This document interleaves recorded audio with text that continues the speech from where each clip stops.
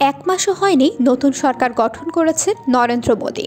এরই মধ্যে সরকার পতনের কথা বললেন রাষ্ট্রীয় জনতা দলের নেতা তথা বিহারের প্রাক্তন মুখ্যমন্ত্রী লালু প্রসাদ যাদব। শুধু তাই নয়, কতদিনের মধ্যে মোদী সরকারের পতন হতে পারে তারও আভাস দিলেন তিনি।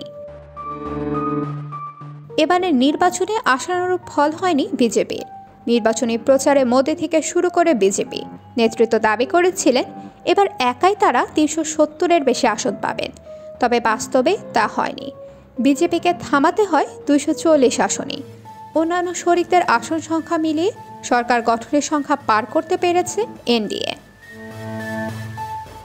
নতুন সরকার গঠনের এক মাসেরও কম সময়ের মধ্যে লালু দাবি করেন মোদীর নেতৃত্বাধীন সরকার খুবই দুর্বল।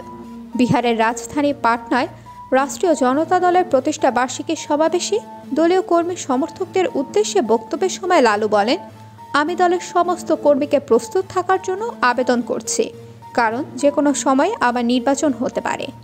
দিল্লিতে মোদী সরকারের অবস্থা খুবই দুর্বল। আগস্ট মাসের মধ্যেই সরকার পড়ে যেতে পারে। উল্লেখ্য, বিজেপি বিরোধী জোট ইন্ডিয়ার অন্যতম শরিক লালুর দল। ভোটে কংগ্রেসের সঙ্গে আসন সমঝোতা করে বিহারে লড়েছে আরজেডি। অনেকের মতে আরজেডিও আশানুরূপ ফল করতে পারেনি। ভোটের দলের পারফরমেন্স পর্যালোচনা করা হয়েছে। আগামী দিনে আরও জোটবদ্ধ হয়ে লড়াই করার বার্তা দিলেন লালু পুত্র তেজস্বী যাদব।